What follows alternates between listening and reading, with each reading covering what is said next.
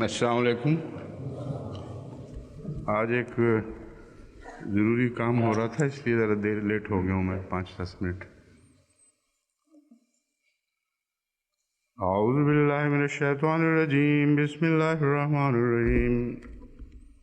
لقد سمع اللہ قول الذین قالوا ان اللہ فقیر ونحن اغنیاء سنکتب ما قالوا وقتلهم الانبیاء بغیر حق ونقول ذوقوا عذاب الحریق ذلك بما قدمت ایدیکم وان اللہ لیس بظلام للعبید.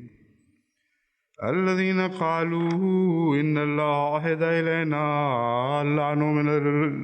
الا نؤمن لرسول حتى يأتينا بقربان تأكله النار قل قد جاءكم رسل من قبلي بالبينات وبالذي قلتم فلما قتلتموهم ان كنتم صادقين. یہ دو آیات جو میں نے پہلے تلاوت کی ہیں، ان کی تفسیر جاری تھی جب وقت ختم ہوا ہے، لیکن اس سے پہلے میں ایک دفعہ پھر جاپان کے زلزلے اور اس کے سلسلے میں جماعت کی خدمات کا ذکر دوبارہ چھیڑتا ہوں. وہاں کافی جاپانی دوست بھی ہیں جو بہت دلچسپی لینے لگ گئے ہیں اس ذکر میں، اور جب یہ ذکر ہوتا ہے تو بہت خوش ہوتے ہیں اور جماعت سے ان کا تعلق بڑھتا ہے. میں نے ان سے کہا تھا کہ جن لوگوں نے خدمت کی ہے اس میں کچھ جاپانی بھی دوست ہیں، شامل ہیں، سب کے نام بھیجیں مجھے تاکہ میں ایک دفعہ پڑھ کے سنا دوں، تو جو اپنا نام سنیں گے ان کا دل راضی ہوگا اور سب دنیا میں ان کی خدمات کا ریکارڈ بھی ہو جائے گا. انہوں نے مجھے جواباً جو فہرست بھجوائی ہے، پہلے میں وہ پڑھ کے سنا دوں.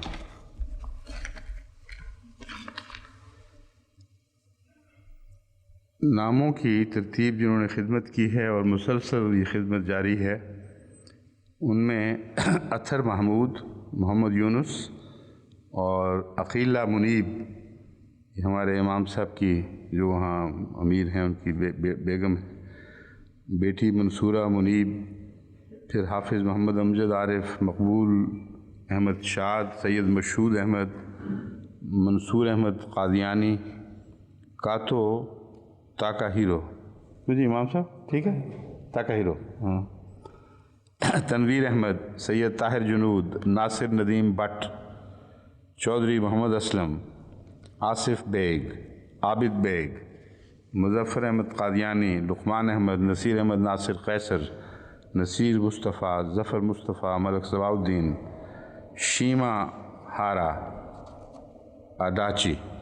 ٹھیک ہے، ہیں شیما ہارا تو ہو گیا، اڈاچی بھی ٹھیک ہے، ہیں اڈاچی، اچھا اڈاچی. یوکا سیکیزاوا، ٹھیک ہے، اچھا. ہیرو تاکا اور ماتسوئی، ٹھیک ہے. شون ماتسوئی. طلعت محمود، نوبوو میوشی اور رایوئیچی ناتسویاما.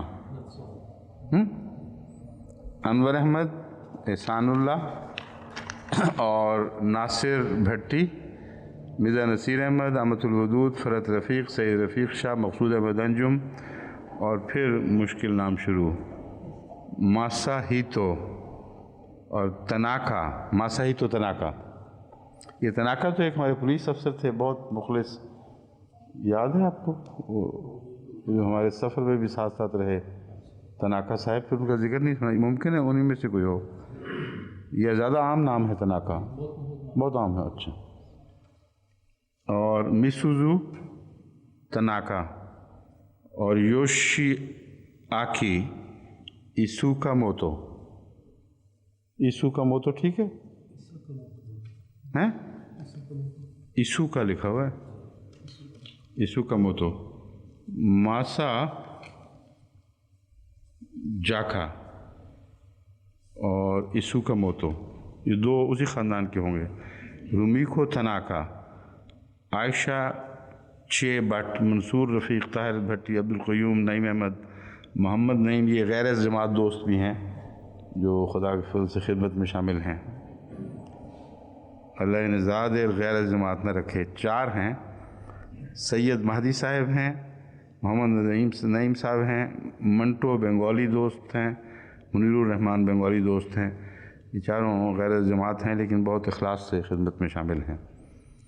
جین ویتنامی ہیں، سان ویتنامی ہیں، شاہد احمد سندھی، حارث عبدالشکور، ندیم احمد، یوجی ساکا، نوریو کاواسے اور میگومی سو کاموتو اور سیتسو نوگوچی اور شوجی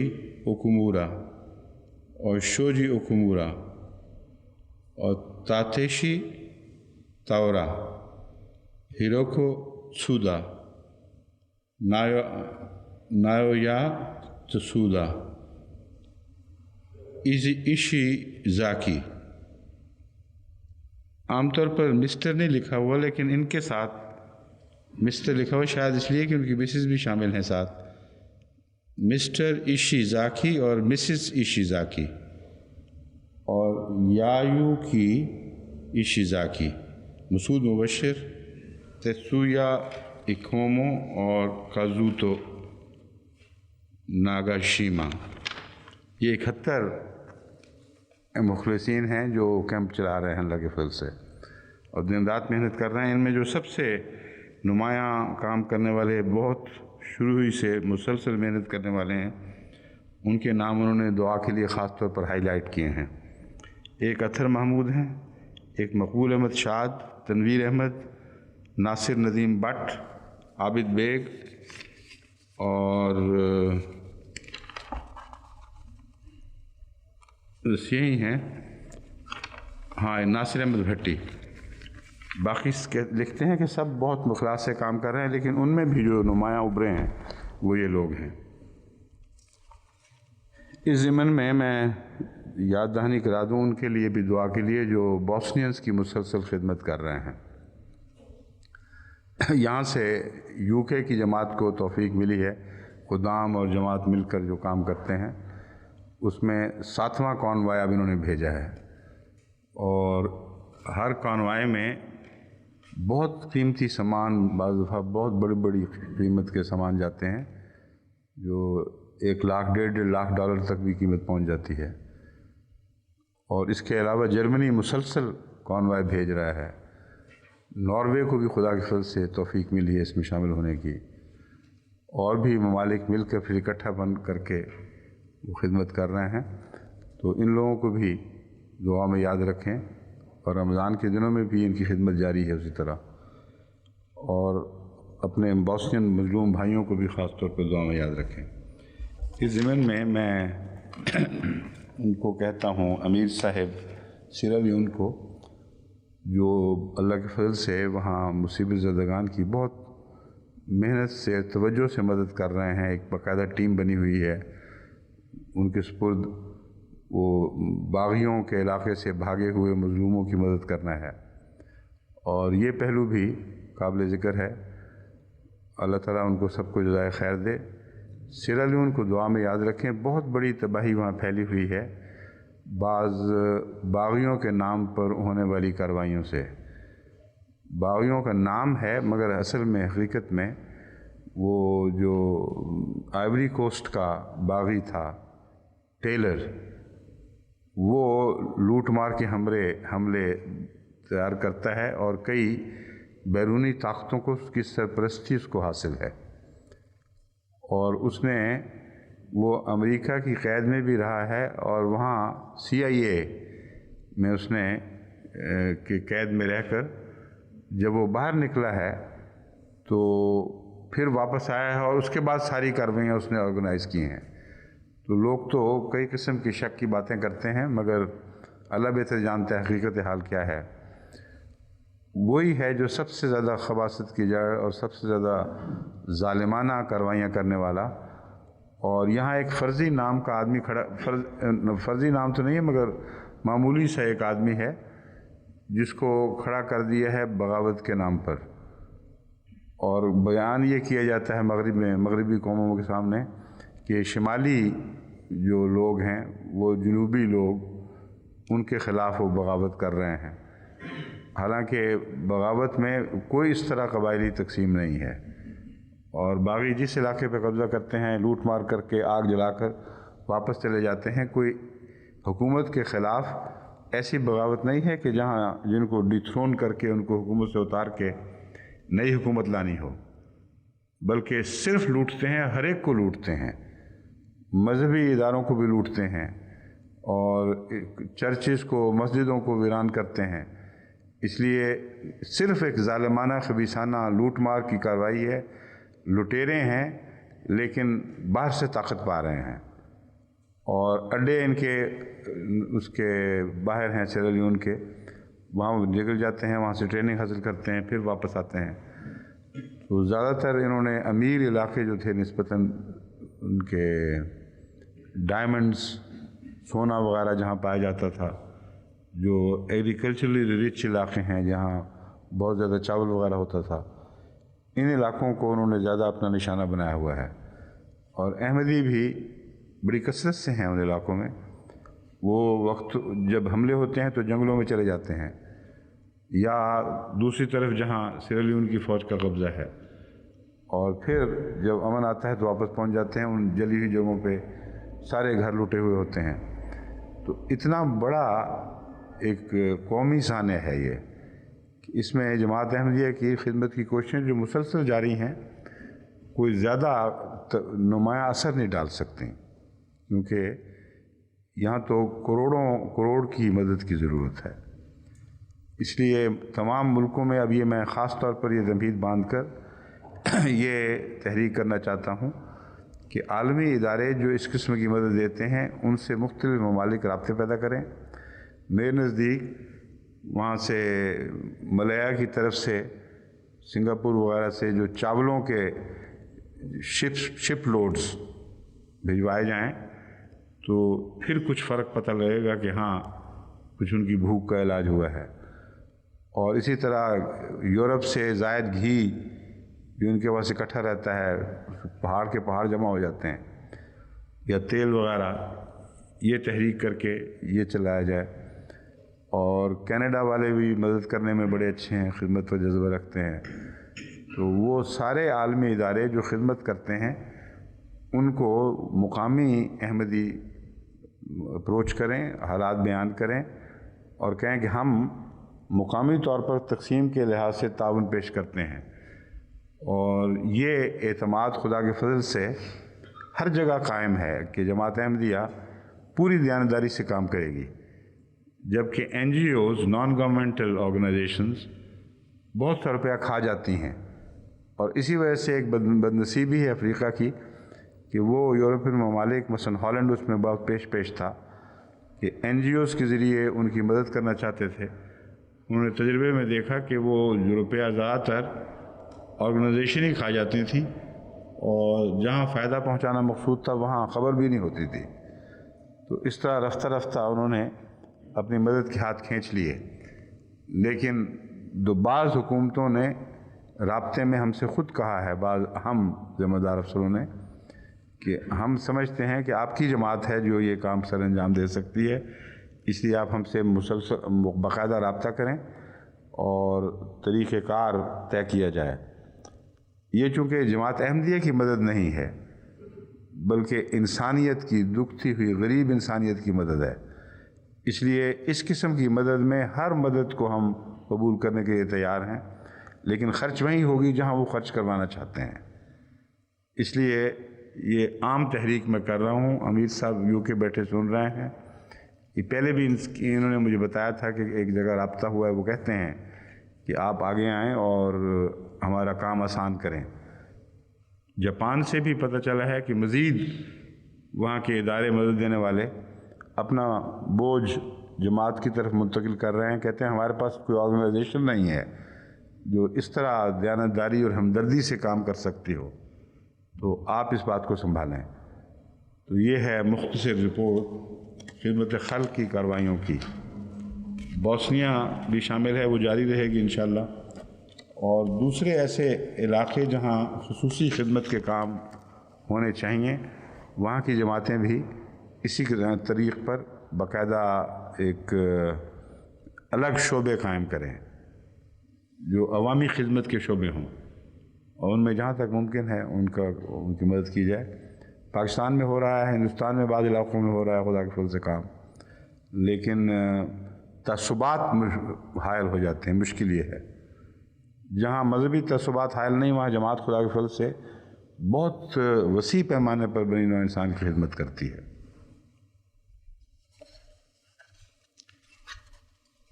کل کوبے کا ذکر سن کے سب سے پہلا توئی چندہ بغیر تحریک کے جو ملا ہے وہ سارہ رحمان صاحبہ کا ہے، عبد الرحمان صاحب بٹ کی بیگم ہیں۔ ان دونوں کی طرف سے 200 پاؤنڈ کا چیک ملا ہے، اللہ تعالیٰ ان کو جزا دے۔ اور دوسرا ڈاکٹر مسعود الحسن سنوری نے راولپنڈی سے 50,000 روپے کا بھجوایا ہدیہ اس مد میں خرچ کرنے کے لیے۔ کوئی عام تحریک جیسا کہ میں نے کہا تھا نہیں ہے، اب تو یہ روزمرہ کے جماعت کا دستور بن گیا ہے۔ ہم اپنے صدقات کی اور زکوٰۃ کی مد سے یہ رقم نکالتے ہیں، اس کے علاوہ جیسے کہ یہ مخیر احباب ہیں اور بھی کثرت سے لوگ خود بخود بھیجتے جاتے ہیں۔ تو ابھی بھی یہ تحریک نہیں ہے، بلکہ چونکہ یہ دو نام نمایاں طور پر پہلے سامنے آئے ہیں اس لیے ان کے لیے دعا کی تحریک کے طور پر میں نے نام پڑھ دیے ہیں۔ کل کے درس کے بعد مولوی دوست محمد صاحب کا فیکس موصول ہوا جس میں ان روایات کا جو بحقی وغیرہ میں پائی جاتی ہیں ذکر سن کر انہوں نے فرمایا کہ یہ ایک حدیث ہے جس سے پتہ چلتا ہے کہ یہ بالکل ساقط الاعتبار، یعنی اعتبار کے لائق روایتیں ہی نہیں ہیں۔ وہ میں ان کو بتانا چاہتا ہوں کہ ہمارے پاس یہ پورا مضمون موجود ہے، کل وقت نہیں تھا اس لیے میں اس گفتگو کو آگے نہیں بڑھا سکا۔ اب میں آپ کو بتاتا ہوں کہ وہ کون کون سی روایتیں ہیں جو راہ پا گئی ہیں عجیب و غریب۔ ان میں انبیاء کے قتل کے سلسلے میں زیادہ تر روایتیں جو ہیں وہ حیرت انگیز واقعات بیان کرتی ہیں۔ وہ کہاں گئی وہ کس میں؟ یہ اس میں ہے؟ اچھا یہ ہے 182 طرح سے، ٹھیک آخر پہ ہیں اس میں موجود شروع میں۔ اچھا المستدرک للحاکم، اس کے متعلق یہ کہا جاتا ہے کہ یہ ان کا زمانہ ہے مستدرک کا 400 سال بعد یا زیادہ، اس سے بھی زیادہ بعد، 592 صفحہ پہ ہے، متوفہ 405 ہجری میں ان کی وفات ہوئی ہے۔ تو مستدرک کا دعویٰ یہ ہے کہ انہوں نے جو کتاب لکھی حاکم اصل نام ہے ان کا، انہوں نے بین ہی حضرت امام بخاری اور مسلم کے میزان کو استعمال کیا ہے جس پر وہ تولتے تھے، جن پیمانوں پر، انہی پیمانوں پر انہوں نے روایتوں کو جانچا ہے۔ اگرچہ بخاری اور مسلم نے یہ نہیں لیں لیکن انہوں نے انہی پیمانوں سے تصدیق کر کے تو یہ صحیح روایات درج کی ہیں۔ یہ ہے دعویٰ۔ تقریباً 400 سال بعد یہ روایتیں اکٹھی ہوئی ہیں، جن میں ایسی بھی ہیں جن میں کوئی نشان ہی نہیں پہلے کسی کتاب میں، ایسی روایتیں بھی ہیں۔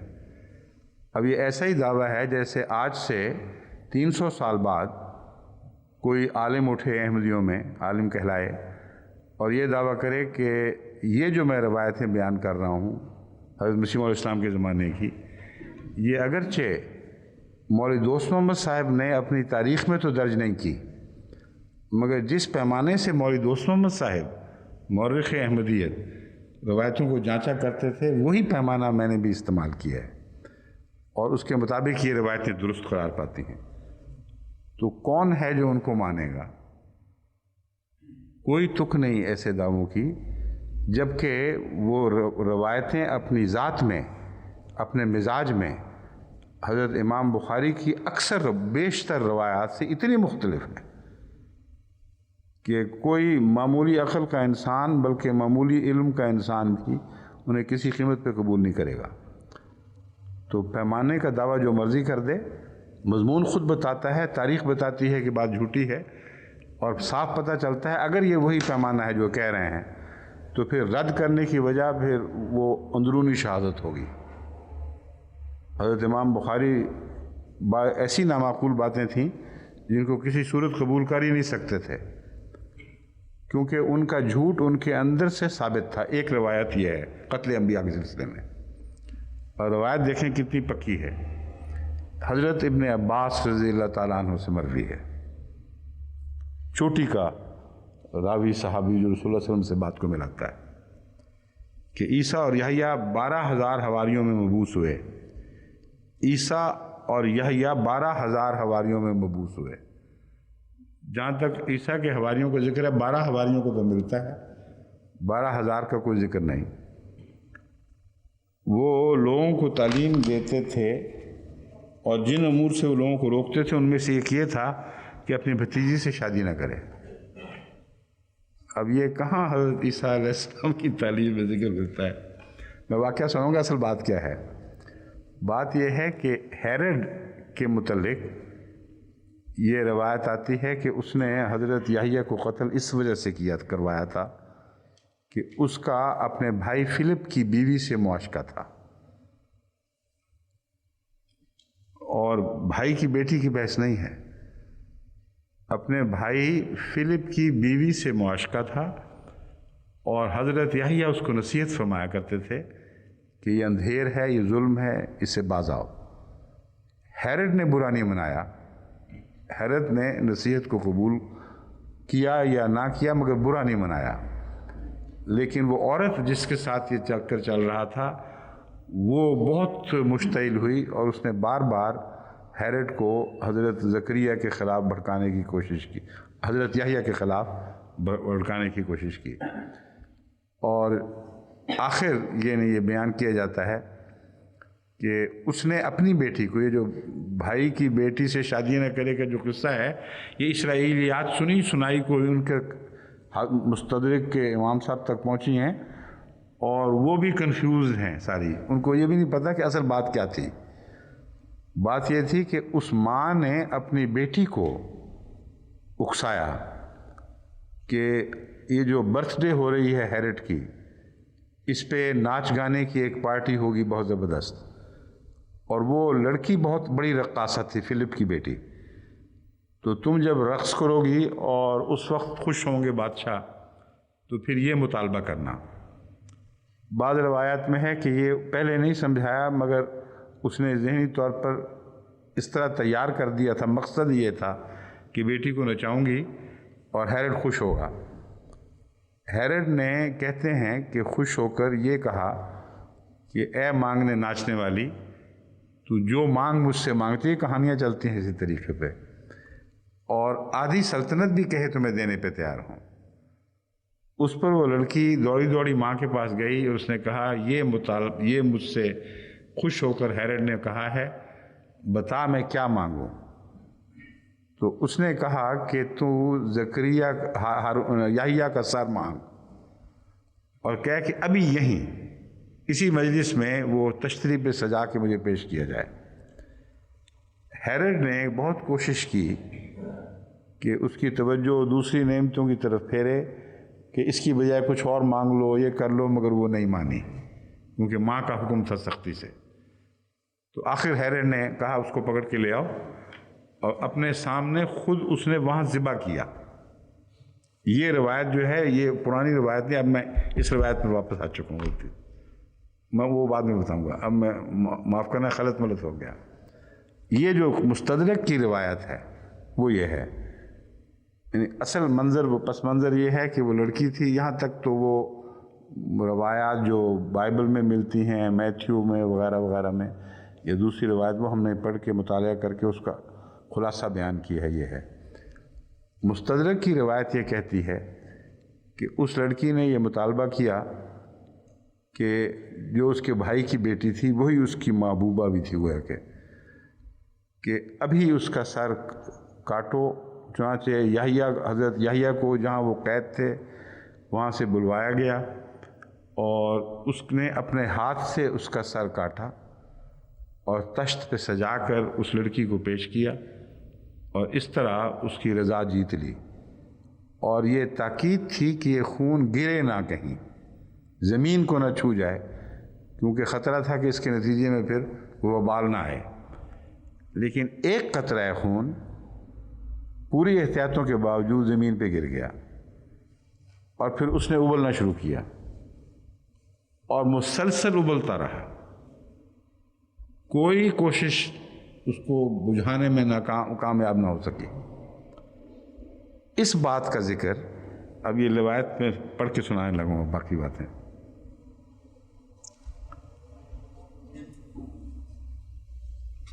اس کی ماں کو ہوئی تو اس نے اپنی بیٹی سے کہا اب تم بادشاہ سے کہو کہ وہ یحییٰ کو ذبح کرے۔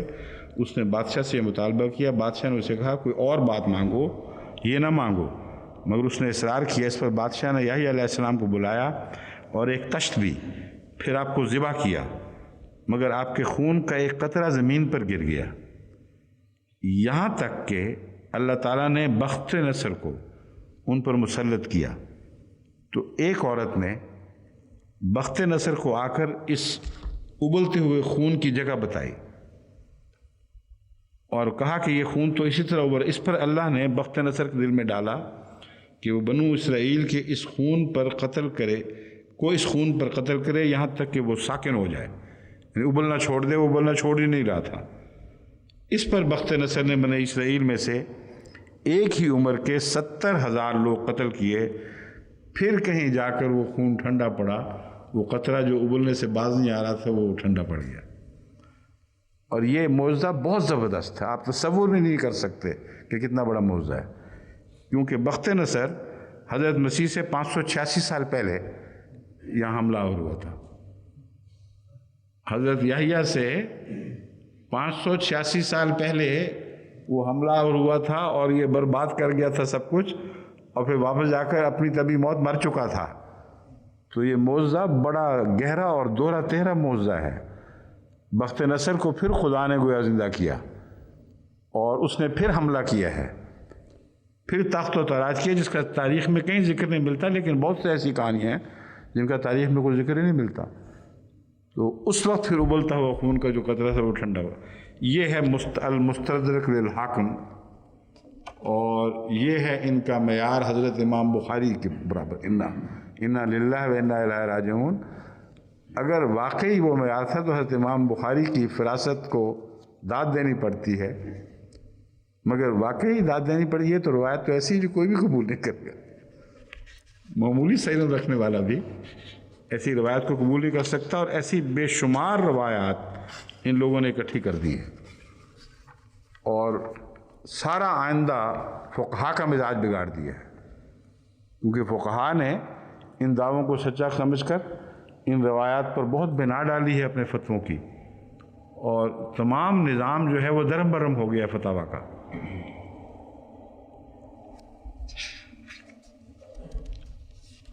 جلد 2 مستدرک حاکم، جلد 2 592 صفحہ پر امام المحدثین حاکم نیشا پوری متوفی 400 متوفہ ہے نا، لفظ تو متوفہ ہی کہلاتا ہے نا، 405 ہجری، بیروت 1978۔ احادیث نبوی کے حوالے سے حضرت یحییٰ کا جو ذکر ملتا ہے، اس میں کوئی حدیث بھی رسول اللہ صلی اللہ علیہ وسلم سے مروی نہیں ہے، یہ بڑی اہم بات ہے، اور مرسل حدیثیں ہیں، جس کا مطلب یہ ہے کہ بعض راویوں تک پہنچائی گئی ہیں اور آگے انہوں نے یہ نہیں کہا کہ یہ بات ہم نے حضرت اقدس محمد رسول اللہ صلی اللہ علیہ وسلم سے سنی ہے۔ اس میں ایک ذکر مثلا یہ ملتا ہے کنز العمال میں، یہ حضرت علامہ علی المتقی تھے جو اس کے مصنف ہیں، اور یہ 975 ہجری میں انہوں نے وفات پائی ہے، اتنی دیر کی ہے یہ کتاب۔ اور یہ کہتے ہیں شہید ابن شہید یلبس اوبرا و یاکل الشجرہ مخافت الذنب یرید یحییٰ ابن زکریا، یعنی حضرت زکریا کے قتل کا ثبوت یہ ہے کہ آن حضرت صلی اللہ علیہ وسلم نے نہیں فرمایا، بلکہ ایک راوی کہتا ہے کہ شہید بن شہید یعنی زکریا کے بیٹا یحییٰ، یہ مراد ہے اس کی، وہ اون پہنا کرتے تھے اور گناہ کے ڈر سے صرف پتے کھاتے تھے۔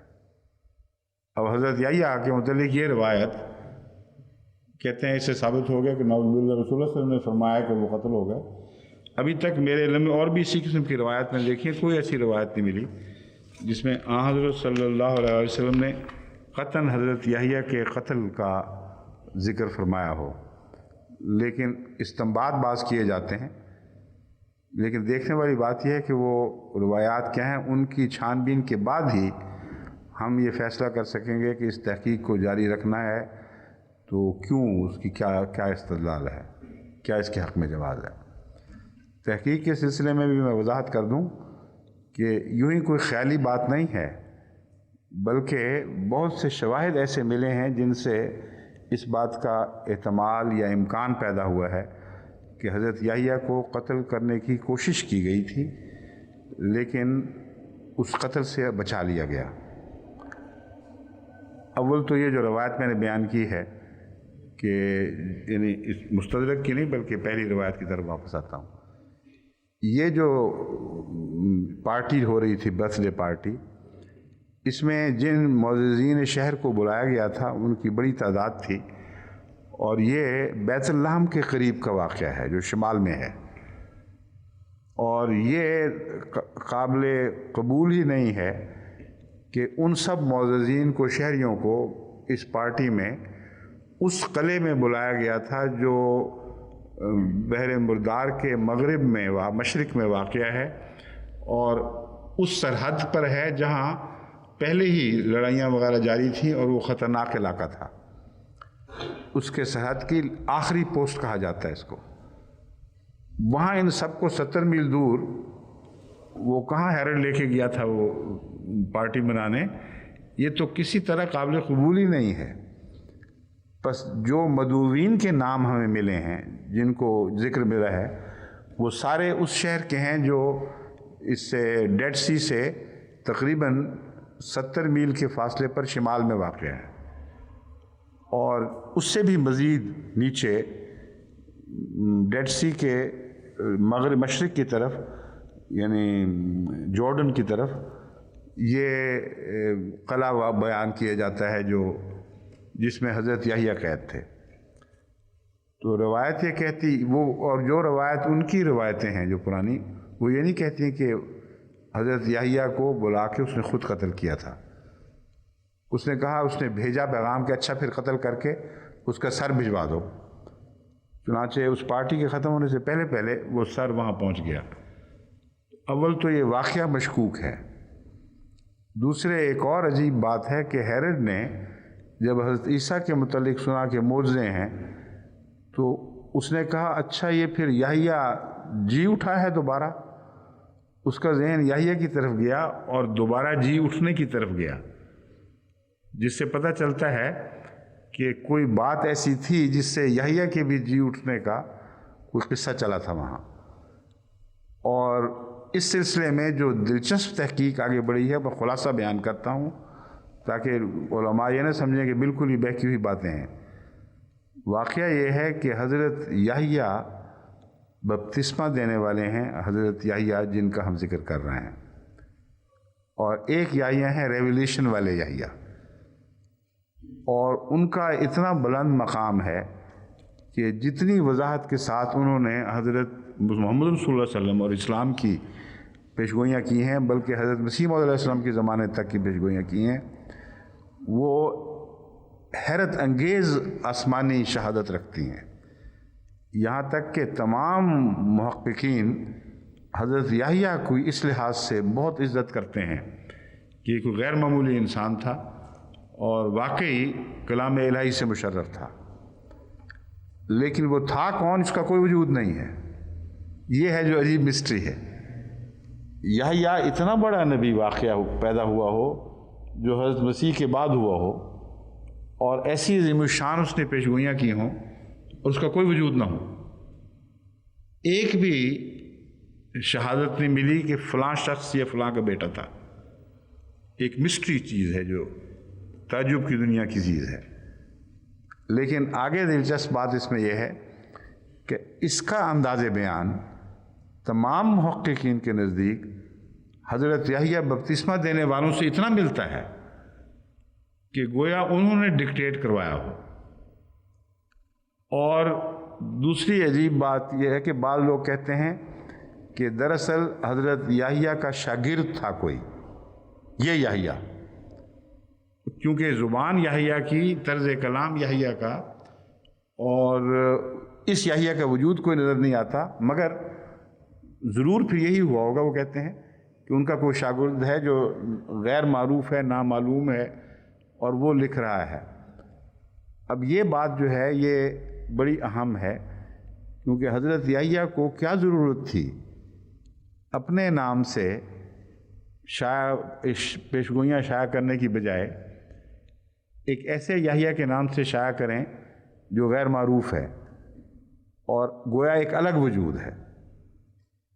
یہ مسٹری تب حل ہو سکتی ہے، یعنی امکان ہے کہ حضرت یحییٰ کو قتل کی کوشش میں بچا لیا گیا ہو، قتل کی کوشش کی حد تک درست، لیکن وہاں سے وہ بچ گئے ہوں اور پھر کسی اور جگہ چھپ گئے ہوں جا کے. ایک اور چیز تحقیق کے دوران بڑی دلچسپ یہ نکلی ہے کہ یہاں سے یروشلم کے علاقے سے جہاز جب روم کی طرف جایا کرتے تھے تو رستے میں ایک ایسا جزیرہ ہے جہاں بہت سے لوگ آباد تھے، لیکن وہاں 2 قبریں ملی ہیں، دونوں یحییٰ کے نام پر ہیں. ایک یحییٰ کا تو علم ہے، وہ ایلڈر کہلاتا ہے، اور ایک اور یحییٰ ہے مگر ان دونوں علم نہیں، ایلڈر کہلاتا ہے اور ایک دوسرا کہلاتا ہے، مگر ان دونوں یحییٰ کا پس منظر، کس کے بیٹے کہاں سے آئے تھے، کسی کو کچھ پتہ نہیں. اور اس کی دلچسپ بات یہ ہے جو یحییٰ زیادہ اہم ہے، جو بعض باتوں اپنے خطوں میں اس کی تحریریں جو نکلی ہیں ان میں حضرت عیسیٰ کا بھی ذکر کرتا ہے اور یہ بتاتا ہے کہ میرا رابطہ ہے. وہ اس بڑے جزیرے ایفیسیس غالباً اس کا نام تھا، مگر میں بعد میں دیکھ لوں گا، اس سے قریب ایک جزیرہ تھا جو ابینڈنڈ تھا، چھوٹا سا تھا، راکی پہاڑی علاقہ تھا جس میں کسی انسان کے اکیلے وہاں رہ کر زندہ رہنے کا کوئی امکان نظر نہیں آتا. مگر یہ یحییٰ وہاں سے وہ لکھ رہا ہے اور وہاں بیٹھ کر خدا کی عبادت بھی کرتا ہے اور رابطے بھی رکھتا ہے حضرت مسیح سے. تو یہ یحییٰ کون ہے؟ وہ یحییٰ جو غائب ہوا ہے وہ کون ہے؟ پھر ڈیڈ سی اسکرولز میں اتنی مسٹری کی کیا ضرورت تھی؟ یہ تمام ایسے واقعات ہیں جو تحقیق کو جائز قرار دیتے ہیں اور حقیقت میں تحقیق کے نتیجے میں ہی نکلے ہیں، اور مزید جستجو اس پہ ہو رہی ہے یہاں. اسی لیے ان کے محققین، مغربی محققین میں بعض گروہ بٹ گئے ہیں. بعض کہتے ہیں کہ یہ حضرت یحییٰ کی موت کا اشارہ تو ملتا ہے لیکن ہمارے پاس کوئی قطعی ثبوت نہیں ہے، اور بعض یہ کہتے ہیں کہ اتنا قطعی ثبوت یوحنا کے انت کی تحریروں میں حضرت یحییٰ کی تحریر کا ملتا ہے کہ کوئی معقول محقق اس کو نظر انداز کر ہی نہیں سکتا. اس لیے چونکہ وہ ایک نہیں ہو سکتے، یعنی انہوں نے مفروضہ بنایا ہے نا، ثبوت دے دیا ہے، مفروضہ یہ گھڑا ہے کہ چونکہ وہ ایک نہیں ہو سکتے اس لیے لازماً کوئی شاگرد ہوگا. تو شاگرد کو چھپنے کی کیا ضرورت تھی؟ آقا اگر قتل ہو گیا استاد تو شاگرد کیوں چھپتا پھرتا ہے؟ اتنی عظیم الشان پیشگوئیاں اور خاموش ہے، بالکل بات نہیں کرتا، اور اس کے نہ باپ کا پتہ، نہ اس کے بیٹے کا، نہ اس کے گرد و پیش کا کچھ. اس لیے یہ ثابت ہوتا ہے کہ بہت معمولی مسٹری نہیں، بڑی گہری ایک مسٹری ہے. اس کا آغاز کس لیے ہوا؟ اصل واقعہ یہ ہے کہ حضرت یحییٰ کے متعلق جب قرآن کریم میں ذکر ملتا ہے کہ اسمہ یحییٰ، ہم نے اس کا نام رکھا، اور ایسا نام تو کہیں نہیں سنے گا، تو اس پر میرے دل میں ہمیشہ یہ توجہ رہی اس بات کی طرف کہ یحییٰ تو زندہ رہنے والے کو کہتے ہیں، یہ بہت بڑی خوشخبری نظر آتی ہے، اور یہ یحییٰ اگر قتل ہو جائے جو عام طور پر نبی نہیں ہوتے، تو حضرت زکریا کی دعا کا یہ جواب کچھ عجیب سا لگتا ہے۔ کچھ عرصے تک تو میں نے دل کو تسلی دی کہ ہو سکتا ہے شہادت کی زندگی مراد ہو، کہ ہمیشہ زندہ رہنے والا یہ شہید ہو جائے گا، لیکن یہ استنباط اس وقت کے لوگوں نے تو کہیں نہیں کیا، تو قرآن کریم نے بتایا تو ہم نے سمجھانا۔ وہاں کے جو لوگ ہیں اس زمانے کے، انہوں نے تو دیکھا ایک دعوے دار تھا جس کو قتل کر دیا گیا، اور جس طرح قتل ہوا ہے وہ بھی نبیوں کی شان کے مطابق نظر نہیں آتا تھا۔ یعنی ایک نبی اپنی قوم کی مخالفت کی وجہ سے ان کے باغیانہ حملوں سے تو تکلیف اٹھائے تو سمجھ میں آتی ہے، لیکن ایک بادشاہ کو اس کی بدکرداری کی نصیحت کے جرم میں ایک سازش کا شکار ہو جائے، یہ عام شہادت نہیں ہے، یہ اور طرح کا مضمون ہے۔ اس لیے یہ دل میں خیال پیدا ہوا کہ تحقیق تو کی جائے کہ حضرت یحییٰ کا انجام کیسے ہوا تھا۔ اس سلسلے میں ہماری مصری خاتون مہا، جو ہماری ریسرچ ٹیم کی ممبر ہیں اور بہت محنت اور توجہ سے جستجو کرتی ہیں، ان کے سپرد ہے، اور ان کے ساتھ جو ڈیڈ سی اسکرول والا حصہ ہے اس پر فوزیہ شاہ کے سپرد ہے کہ وہ تحقیق کر کے ان کو اپنے ملتی جلتی باتوں سے آگاہ کرتے رہیں۔ اگر یہ تحقیق کسی خاص نتیجے پر پہنچی ہے، جب پہنچے گی تو پھر انشاءاللہ جماعت کے سامنے اس کو پیش کیا جائے گا۔ مگر جس طرح حضرت مسیح کی 1800 سال کچھ کے بعد ان کا دریافت ہو گیا تھا مقبرہ، اور سارا قصہ ہی بالکل اور نکلا، تو اگر حضرت یحییٰ کا بھی ہو جائے تو کیا حرج ہے؟ ان کی اس جو مسٹری سے بھی پردہ اٹھ جائے گا۔ اب ایک سوال رہ جاتا ہے کہ حضرت مسیح موعود علیہ السلام نے جو مماثلت بیان کی ہے حضرت سید احمد صاحب شہید کے ساتھ یحییٰ کی، تو میں نے جیسا کہ بیان کیا تھا اس مماثلت میں وہ ہرگز وہ تحدی نہیں، گویا کہ الہام یا کسی قطعی ذریعے سے یا بعض اصولوں سے آپ نے یہ استنباط کیا۔ کہاں ہے وہ گواہی والا حصہ جس میں حضرت مسلم موعود نے ماسٹر عبدالرحمٰن صاحب میر سنگھ کی گواہی، یہاں نہیں ہے، وہاں رہ گیا، وہ مل جائے گا آپ کو؟ ہاں لے آئیں، میں وہ گواہی بعد میں دکھا دوں گا۔ حضرت مسلم موعود نے حضرت یحییٰ کے مضمون پر 2-3 خطبات ایک دفعہ دیے تھے، اس میں معلوم ہوتا ہے اس وقت کے علماء کا حق ہے، یہ جائز بات ہے، کوئی گستاخی نہیں ہوا کرتی، مگر سچے علماء کا کام ہے کہ اگر وہ خلیفہ وقت سے کوئی علمی اختلاف کریں تو اسے پہنچائیں وہاں تک، اور یہ ثابت کرتا ہے کہ جماعت احمدیہ میں ڈکٹیٹرشپ کوئی نہیں ہے، بلکہ کبھی بھی خلفاء نے اس طرز کو رد نہیں کیا، اس کو دبایا نہیں، بلکہ حوصلہ افزائی کی ہے، گفتگو کر کے دلائل کا رد تو کیا ہے، لیکن یہ کہ یہ کون ہوتا ہے مجھے لکھنے والا، یہ کبھی بھی نہیں ہوا۔ ابھی میرے دور میں بھی آپ نے دیکھا ہے بڑی کثرت سے بے تکلف لوگ، علماء تو علماء، غیر علماء بھی لکھتے ہیں چٹھیاں بڑی بڑی زوردار میں نے تو کبھی غصہ نہیں کیا، میں تو بڑے ان کا مطالعہ کرتا ہوں، کئی دفعہ اچھے اچھے نکات بھی ہاتھ آتے ہیں۔ تو دراصل خلافت جماعت احمدیہ کی مجموعی علمی کاوش کا ایک مظہر ہے، اور اکیلے وجود کا علم نہیں ہے، اور یہ تبھی ہو سکتا ہے اگر سارے علماء پورے تقوی اور دیانتداری سے اپنے اپنے علمی محاصل کو پیش کرتے رہیں، اور غیر علماء بھی۔ تو بعض لوگ کہتے ہیں تم نے اتنا چیزیں، بعض غیروں نے بھی کہا کہ تم نے اتنا علم کہاں سے سیکھ لیا؟ میں کہتا ہوں میرا علم تو نہیں، جماعت کا علم ہے، جہاں کسی کے علم میں کوئی بات آتی ہے مجھے چٹھی لکھ دیتا ہے۔ تو یہ وہ سلسلہ ہے جو اللہ تعالیٰ کے فضل سے علم کو فروغ دینے والا، اور خلافت کی برکات میں سے ایک اہم برکت ہے کہ تمام مومنین کی جماعت کا علم ایک مرکز پر اکٹھا ہو کر وہاں پھر نتھرتا ہے، اس کا موازنے کیے جاتے ہیں، اور لوگوں کی فرضی باتیں اور ان کے نتائج کی صورت میں نہیں بلکہ چھان بین کے بعد ایک اعلیٰ سلجھی ہوئی صورت میں جماعت کے سامنے دوبارہ پیش ہوتا ہے۔ اب وہ جو گواہی ہے وہ میں آپ کو پڑھ کے سنا دوں۔ آپ کے غیر حاضری کا ہم نے پتہ نہیں لگنے دیا کسی کو، باتوں میں لگے رہے ہیں۔ ہاں، یہ جو ہمارے ماسٹر عبد الرحمان صاحب مہر سنگھ جلندھری کا جو حلفیہ بیان ہے وہ یہ ہے، یہ انہوں نے ایک خطبہ کے دوران حضرت صاحب نے یہ بیان پڑھ کر سنایا تھا۔ ان کی روایت تھی، ان سے کہا کہ مجھے لکھ کے بھیجو۔ میں اللہ جل شانہ کی قسم کھا کر لکھتا ہوں کہ حضرت مسیح موعود علیہ السلام نے 2 مرتبہ مسجد مبارک میں فرمایا، گویا کہ میں اب بھی آپ کو بولتے سنتا ہوں کہ اللہ تعالیٰ نے سلسلہ محمدیہ کو سلسلویہ کے تقابل کے طور پر قائم کیا ہے۔ سلسلہ موسویہ کے اول نبی حضرت موسیٰ علیہ السلام ہوئے ہیں اور ان کے آخری خلیفہ حضرت عیسیٰ علیہ السلام ہیں۔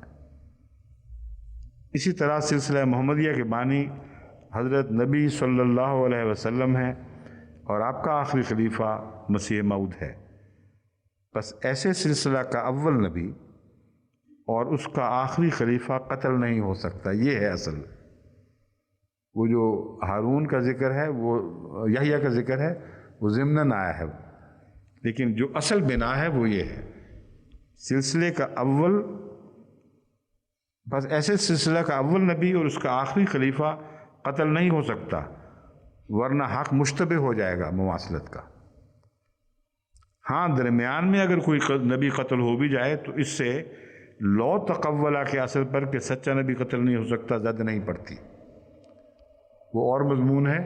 لیکن رسول اللہ صلی اللہ علیہ وسلم کی جو مماثلت میں لو تقولہ کا ایک ایسا معنی حضرت مسیح موعود علیہ السلام نے بیان فرما دیا ہے جس پر پہلے یا عام طور پر لوگوں کی نظر نہیں جاتی، کہ یہ قرآن کریم میں تضاد نہیں ہے۔ لو تقولہ کہہ کر یہ کہنا قرآن کریم کا کہ نبیوں کو تم قتل کرتے تھے، یہ تو ہماری دلیل پر اعتراض نہیں ہے، قرآن کریم پر اعتراض ہے کہ قرآن کریم میں یہ تضاد کیسا پایا جاتا ہے۔ تو حضرت مسیح موعود علیہ السلام فرماتے ہیں کہ لو تقولہ کا یہ جو مضمون ہے، یہ مماثلت موسوی جو حضرت محمد صلی اللہ علیہ وسلم سے تھی، یا محمد صلی اللہ علیہ وسلم کو جو مماثلت موسیٰ سے تھی، اس کے طرف اشارہ ہے کہ وہاں قطعی طور پر ثابت ہے کہ پہلا نبی بھی قتل نہیں ہوا اور دوسرا بھی قتل نہیں ہوا، اور رسول اللہ صلی اللہ علیہ وسلم کے ساتھ قرآن کریم میں یہ دعویٰ بھی ہے کہ وہ قتل نہیں ہوں گے، یہ وعدہ بھی ہے۔ تو فرمایا کہ یہ وہ مضمون ہے لو تقولہ کا جس سے پتہ چلتا ہے کہ خدا نے فیصلہ کیا تھا کہ اول کو بھی بچائے گا اور آخر کو بھی بچائے گا، اور یہ دعویٰ مسیح موعود علیہ السلام کا خود آپ کی صداقت کی دلیل ہے، کیونکہ جب یہ دعویٰ کر رہے تھے تو سب قتل کرنے والوں کو دعوت دے رہے تھے، جتنے دشمنان تھے ان کو چیلنج کر رہے تھے کہ آؤ قتل کر کے دکھا دو، اگر میں قتل ہو گیا تو میں جھوٹا ہو جاؤں گا۔ اور پھر وہ لیکھ رام کا واقعہ ہوتا ہے، اس کے علاوہ اور بہت سے مقدمے عیسائیوں کی طرف سے بنائے جاتے ہیں، قتل کی کوششیں تو ہوتی ہیں لیکن کوئی کوشش کامیاب نہیں ہوتی۔ تو یہ بہت دلچسپ گواہی ہے جو میں آپ کو پڑھ کے سنا رہا ہوں۔ فرماتے ہیں، فرمایا کہ ایک امر تشبیہ کا یہ بھی ہے کہ حضرت یحییٰ علیہ السلام سلسلہ موسوی کے آخری خلیفہ حضرت عیسیٰ سے پیشتر قتل ہوئے، اسی طرح میری بعثت یا آمد سے پیشتر حضرت سید احمد صاحب بریلوی شہید ہوئے۔ پھر فرمایا کہ حضرت سید احمد صاحب بریلوی اسماعیل شہید میرے لیے بطور ارہاس کے تھے۔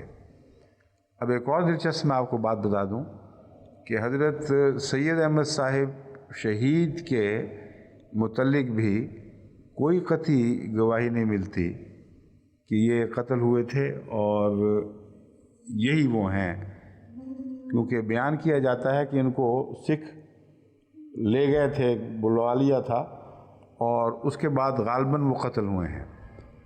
لیکن یہ جو میری بات ہے یہ ایک پرانے مطالعہ کی یادداشت سے بیان کر رہا ہوں، مزید اس پر علماء بھی تحقیق کر کے بتائیں۔ لیکن سید احمد صاحب شہید کی ایک قبر ضرور بیان کی جاتی ہے جو ضلع ہزارہ میں ہے، اس لیے واقعتاً یہ حضرت سید احمد صاحب شہید کی قبر ہے، اور قتل کی کوئی قطعی گواہی تھی بھی کہ نہیں اس پر بھی تحقیق چاہیے، مگر جو قطعیت کے ساتھ دعویٰ ہے وہ یہ نہیں ہے، یہ ضمناً ایک مشابہت کا بیان ہے۔ بس اگر اس کے برعکس کچھ ثابت ہو تو حضرت مسیح موعود علیہ السلام کے اوپر اس کا کوئی بھی حرف نہیں پڑتا، آپ کی صداقت میں پر یہ ہرگز اثر انداز نہیں ہوگا واقعہ، کیونکہ قتل کی کوشش ہوئی ہے دونوں کی، ایک کو کسی وجہ سے خدا نے بچا لیا، اگر ایک کو نہیں بھی بچایا تو یہ نعوذ باللہ من ذالک مسیح موعود کی صداقت کے خلاف کوئی دلیل نہیں بنتی۔ اس لیے اس معاملے میں مجھے تو قطعاً ذرہ بھی کوئی فکر نہیں ہے۔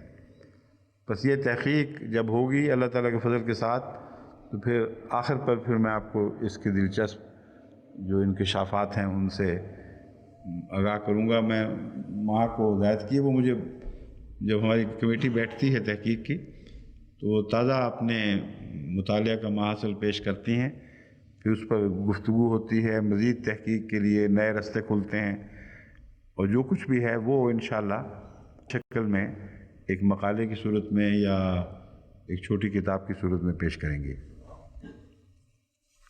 یہ تھا حضرت یحییٰ کے قتل کا قصہ۔ بس روایات کا جہاں تک تعلق ہے، ابھی تک ہمارے علم میں کوئی قطعی ایسی روایت نہیں آئی کہ حضرت صلی اللہ علیہ وآلہ وسلم نے حضرت یحییٰ کے قطعی قتل کا ذکر فرمایا ہو، اور یہ حدیث ایسی ہو جو رسول اللہ علیہ وسلم تک پہنچی ہو اور آ کر وہاں ٹھہر نہ گئی ہو صحابی تک، اور پھر حدیث مستند کتابوں میں بھی ملے، اس حدیث میں کوئی ایسی بات نہ ہو جو اتنی لغو ہو، جیسے تاریخ کا بدل جانا۔ 570 سال پہلے ایک آدمی گزرا ہے، وہ 570 سال بعد حملہ آور دکھائی دیتا ہے، ایسی لغویات سے پاک ہونا لازم ہے حدیث کا، کیونکہ رسول اللہ علیہ وسلم کی طرف ہرگز کوئی لغو بات منسوب نہیں کی جا سکتی۔ اس قطعی اصول کے پیش نظر جو قابل اعتماد گواہیاں ملیں، علماء کو میں دعوت دیتا ہوں وہ مجھے بھجوائیں، کیونکہ ہم تحقیق کر رہے ہیں، کوئی دعوی نہیں کر رہے ہیں۔ دعوی میں خلاف مقصد بات ملے تو انسان کو تکلیف پہنچتی ہے، تحقیق میں خلاف مقصد کا سوال ہی کوئی نہیں۔ تحقیق کا مطلب ہی سچ کی جستجو ہے، جدھر بھی سچ لے جائے گا ہم خوشی سے جائیں گے، اور جو بھی مدد اس سلسلے میں ملے گی اسے قبول کریں گے، مگر چھان بین کے بعد۔ کہاں گئی وہ آیات جن پر گفتگو تھی؟ یہی ہے۔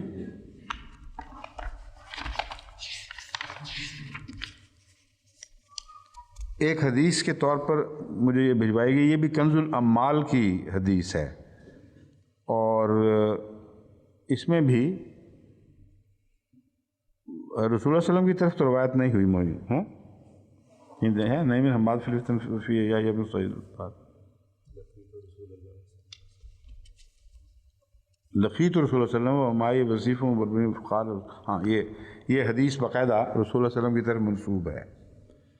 کہتے ہیں میں رسول اللہ صلی اللہ علیہ وسلم سے ملا اور میرے ساتھ وصیف بربری بھی تھا، تو رسول اللہ صلی اللہ علیہ وسلم نے فرمایا کہ اس کی قوم میں ایک ایسا نبی آیا تھا مجھ سے پہلے کہ جسے انہوں نے ذبح کیا، پھر اسے پکایا، پھر اس کا گوشت کھایا، پھر اس کا شوربہ پیا۔ اب یہ جو انبیاء کے ساتھ سلوک اس قسم کا، یہ دل اس کو قبول نہیں کرتا، اگرچہ روایت وہاں تک پہنچائی گئی ہے، اور کنز الاموال میں ہے جو 1314 ہجری میں یہاں یہ شائع ہوئی ہے کتاب یہ۔ تو اتنے زمانوں کے بعد اچانک ایک ایسی روایت کا باہر دستیاب ہو جانا جو انبیاء کے متعلق صرف قتل کی بات نہیں کرتی بلکہ ایسا بھیانک نقشہ کھینچتی ہے کہ اس کا انسان تصور بھی نہیں کر سکتا۔ दरअसल अगर कुछ रवायत है, अव्वल तो इतने ज़माने के बाद इसका दस्तयाब हो जाना और इतनी देर गायब रहना हैरत अंगेज़ नाकाबिल यकीन बात है। मैंने जैसा कि बयान किया ना कि अगर मौलवी दोस्त उमर साहब के बाद कोई नकल उतारे और यही रवायत अब ले रहे हैं, आज से 1000 साल या 1200 साल के बाद एक आदमी पैदा हो कि मौलवी दोस्त उमर के मैयार पर मैंने परखा है और ये रवायत निकली है, तो क्या लोग कहेंगे उस रवायत के मुतालिक? सिर्फ रसूलुल्लाह सल्लल्लाहु अलैहि वसल्लम की नाम की इज़्ज़त है, आपका एहतराम, आपका इश्क इतना है कि कोई जुर्रत नहीं करता जो बात रसूलुल्लाह सल्लल्लाहु अलैहि वसल्लम की तरह मंसूब हो जाए उसको परखने की, उस पर गौर की। हालांकि सबसे ज़्यादा खिदमत करने वाले रसूलुल्लाह सल्लल्लाहु अलैहि वसल्लम के वो आइम्मा थे जिन्होंने परखा है और महज नाम की वजह से एक बात को कबूल नहीं किया। यहाँ तक कि हज़रत इमाम अबू हनीफ़ा के मुतल्लिक़ आता है कि आपने रोया में देखा कि मैं रसूलुल्लाह सल्लल्लाहु अलैहि वसल्लम की कब्र खोद रहा हूँ और आपकी हड्डियाँ निकालता हूँ और कुछ को पसंद करके वापस रखता हूँ और कुछ को नापसंद करके फेंक देता हूँ। इस पर हज़रत इमाम अबू हनीफ़ा बहुत ही परेशान हुए, तो किसी मुअब्बिर ने फिर उनकी मदद की। उन्होंने कहा आप जो छानबीन कर रहे हैं, तहकीक कर रहे हैं, तो जो रसूलुल्लाह सल्लल्लाहु अलैहि वसल्लम की चीज़ है वो रसूलुल्लाह सल्लल्लाहु अलैहि वसल्लम की तरफ मंसूब करते हैं, जो फ़र्ज़ी बातें हैं उनको नापसंद करके फेंक देते हैं, तो बड़ी अजीम खुदा ताला की तरफ से खुशनुदी का इजहार है, बड़ा अजीम खुशनुदी का इजहार है। तो ये है असल बात। हम जो तहकीक करते हैं वो नऊज़ बिल्लाह मिन ज़ालिक रसूलुल्लाह सल्लल्लाहु अलैहि वसल्लम के कौल के एहतराम की कमी की वजह से नहीं, बल्कि मोहम्मद रसूलुल्लाह की ज़ात के एहतराम, उसकी अज़मत के तकाज़ों की खातिर करते हैं। कोई ऐसी बात आपकी तरफ मंसूब ना हो जो गैरों के लिए तज़हीक का मूजिब बने और अपनों के नुकसान ईमान का मूजिब हो। ये मैं बता रहा हूँ कि ये इस उसूल पर ये कोशिश है। और जो हदीसें अंदरूनी गवाहियाँ देती हैं कि रसूलुल्लाह सल्लल्लाहु अलैहि वसल्लम ये बात नहीं फरमा सकते और बैरूनी गवाही उनकी वैसे ही बहुत कमज़ोर है, सैकड़ों साल के बाद दरियाफ्त होती हैं, वो इस लायक नहीं है कि उन्हें हदीस के तौर पर कबूल किया जाए। हज़रत इमाम राज़ी वही बात कहते हैं जो बहुत से उलमा ने और भी कही और हमारा भी यही मौक़िफ़ है कि दरअसल कत्ल से मुराद ज़ाहिरी कत्ल नहीं है और लाजिम नहीं है कि ज़ाहिरी तौर पर कत्ल हुआ हो कोई, इसलिए कत्ल के वाक़यात की वैसे ही पूरी तहकीक होनी चाहिए। मगर अगर कोई हो जाए इस्तिस्नाई तौर पर तो उससे इनकार अगर साबित है, जब तक हम इनकार नहीं कर सकते, उसमें कुछ और तौजीहात ढूंढनी पड़ेंगी, वजूहात निकालनी पड़ेंगी, लेकिन ये सारा बाब तहकीक तलब है।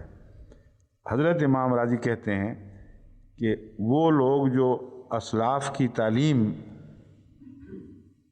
पर ज़िद और हट धर्मी से काम लेते थे और अम्बिया की मुखालफत किया करते थे, उनका ये फ़ेल गोया कत्ल करने के मुतरादिफ है। इसके बावजूद ये तो है ही, वो कहते हैं ये असल मकसद तो ये है, इसके बावजूद यहूद ने ज़करिया और याहिया के कत्ल की कोशिश की। अब यहाँ कोशिश का लफ्ज़ है तर्जमे में, असल रवायत में क्या है ये देखना चाहिए। सही है ना? हाँ, तो यहाँ हज़रत याहिया को भी ज़करिया और याहिया को उनके कत्ल के ताल्लुक़ में कत्ल की कोशिश की लिखा है। असल मैं रवायत फिर चेक करूँगा, यहाँ आमतौर पर तो अरबी देते हैं साथ, इसमें यहाँ अरबी नहीं है। तो अगर ये बात है तो उनका जहन भी इस तरफ गया है कि बईद नहीं कि वो कत्ल ना कर सके हों, लेकिन कोशिश ज़रूर हुई है।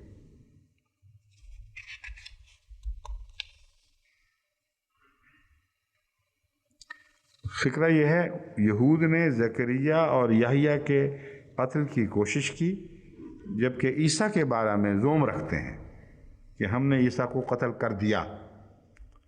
वहाँ दावा भी कोई उनका जिक्र नहीं है। इसलिए बड़ा अहम एक इजहार है जो इल्मी, जिस पर मज़ीद तहकीक की ज़रूरत है। तफासीर में 3 अम्बिया के कत्ल का जिक्र मिलता है, ज़करिया, याहिया और शैया। قرطبی فتح البیان تنویر المقیاس میں یہ ذکر ہے، اور کہتے ہیں فلما قتلتموہم ان کنتم صادقین میں انہی انبیاء کے قتل کی طرف اشارہ ہے۔ ایک یہ بحث اٹھائی گئی ہے کہ قتل تو پہلوں نے کیا تھا، ان کو کیوں ملزم قرار دیا گیا ہے؟ یہ کیوں کہا جا رہا ہے کہ تم نے پہلے ان کو بھی تو قتل کیا تھا، اب تم باتیں بنا رہے ہو؟ اصل بات یہ ہے کہ تمام انبیاء کے مخالفین ایک دوسرے کے مظہر ہوتے ہیں، اور شروع ہی سے ابلیس مختلف شکلیں بنا کر مختلف انبیاء کے وقت میں تجسم اختیار کرتا ہے، اور اس کا نام ابلیس ہو یا ابو جہل ہو یا اور جو مرضی آپ رکھ لیں نام، وہ ذات وہی ابلیس کی ذات ہے، شیطان کی ذات ہے، اور وہ انبیاء کی مخالفت میں ہمیشہ ایک ہی سا انداز اختیار کرتے ہیں۔ تو مراد یہ ہے کہ تم ملزم ہو، کیونکہ محمد رسول اللہ علیہ وسلم کی مخالفت میں تم بین ہی وہی طریق اختیار کر رہے جو تم سے پہلوں نے کیا تھا، اور اس میں قتل انبیاء کا طریق شامل ہے۔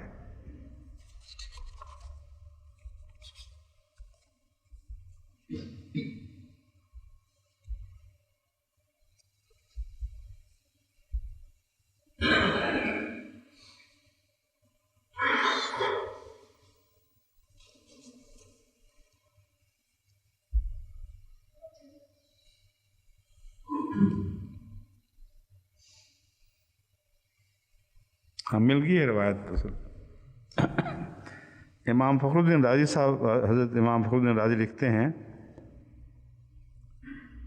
ثم ان الیہود سعوا فی قتل زکریا و یحییٰ و یزعمون انہم قتلوا عیسیٰ علیہ السلام اعظم وذلك يدل على ان اولئک القوم انما طلبوا هذا المعجزہ من اولئک الانبیاء على سبیل التعنت اذ لو لم يكن كذلك لما سعوا فی قتلہم۔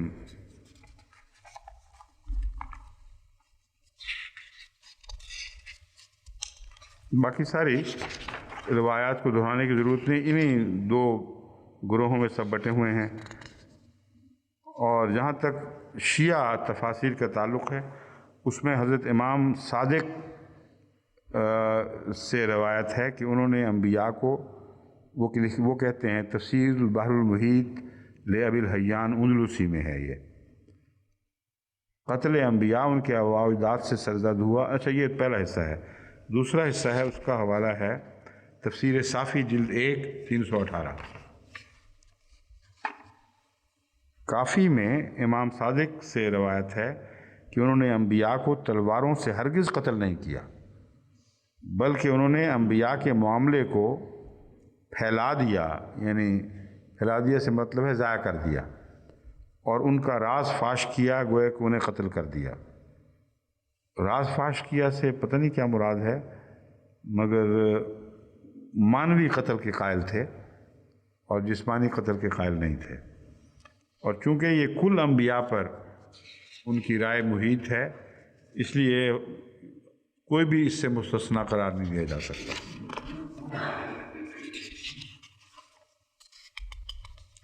ایک بحث ہے لیس بظلام للعبید، وہ اپنے بندوں پر بہت ظلم کرنے والا نہیں۔ یہ میں پہلے بھی ذکر کر چکا ہوں، مختصراً پھر میں آپ کو بتا دیتا ہوں۔ اس پر بہت علماء نے لکھا ہے، بہت ہی گفتگو لمبی چوڑی فرمائی ہے کہ ظلام کیوں کہا گیا۔ ظلام سے تو مطلب ہے حد سے زیادہ بے انتہا ظلم کرنے والا نہیں، جس سے شبہ پڑتا ہے کہ کم ظلم کرنے والا نہیں ہو سکتا ہے۔ اصل میں لفظ عبید میں نے ایک پہلے بھی بیان کیا تھا، ایک طرز بیان ہوتی ہے جب نفی شدت سے کی جائے تو اس کا برعکس جو ہے وہ بھی شدت کے معنی اختیار کر جاتا ہے۔ مراد یہ ہے کہ ظلام نہیں ہے، یعنی ادنا سا ظلم بھی نہیں کرتا، معمولی سا ظلم بھی نہیں کرتا۔ یہ نفی کرنے کا ایک طریقہ ہے، میرے نزدیک قرآن کریم نے اس کو استعمال کیا ہے۔ مگر ایک اور پہلو اس کا سمجھنے کا یہ ہے کہ عبید لفظ میں ان بندوں کا ذکر ہے جو غلامانہ حیثیت رکھتے ہیں، ان کی کوئی پیش ہی نہیں جاتی، ان پر تو ادنا سا ظلم بھی بہت بڑا ظلم ہے، اور کسی اعلیٰ اخلاق کے انسان کے یا کسی وجود کے کردار کے مخالف ہے۔ تو تضاد بتایا ہے کہ کیسا ظالمانہ تصور تم مانتے ہو کہ اللہ ظلم بھی کرے اور پھر بہت ظلم کرے۔ کن پر کرے؟ وہ جو بے بس لوگ ہیں، جن کی کوئی پیش نہیں جاتی، جو بے حیثیت لوگ ہیں، کچھ بھی طاقت نہیں رکھتے، ان پر خدا پھر ظلم بھی اتنا زیادہ ظلم کرے۔ یہ جو طرز بیان ہے یہ دراصل کلیتاً ظلم کی نفی بھی کرتی ہے اور توجہ دلاتی ہے کہ ایسے لوگوں پر ظلم کرنا حقیقت میں زیادتی ہے، تھوڑا ظلم بھی بہت ظلم ہے۔ حضرت مسلم موعود نے اسی مضمون کو اپنایا ہے۔ آپ فرماتے ہیں، بعض دفعہ ہم اردو میں بھی کہہ دیتے ہیں کہ دیکھو اتنی زیادتی تو نہ کرو، مراد یہ نہیں ہوتی کہ تھوڑی سی کم زیادتی کرو، مراد یہ ہے کہ ظلم کر رہے ہو ایسا بیچارے پہ، یعنی تمہارا یہ فعل ایسے معصوم شخص کے متعلق بہت بڑی زیادتی ہے۔ تو اللہ تعالیٰ فرماتا ہے کہ عبید پر میں کیسے ایسے ظلم کر سکتا ہوں، اور اگر کروں تو پھر ظلام کہلاؤں گا۔ یہ مضمون ہے جو ظلام کے تابع دوسرے طریق پر بھی بیان ہوا ہے۔ باقی وہ ساری باتیں ہو چکی ہیں، کوئی رہ تو نہیں گئی اس آیت میں سے باقی آخر پر؟ اچھا، ویری کے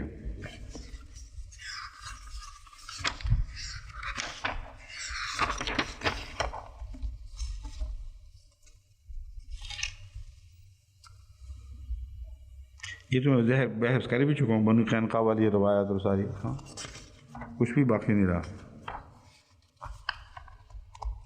رچرڈ بیل کے اوپر بھی میں ذکر کر چکا ہوں، لے لیں۔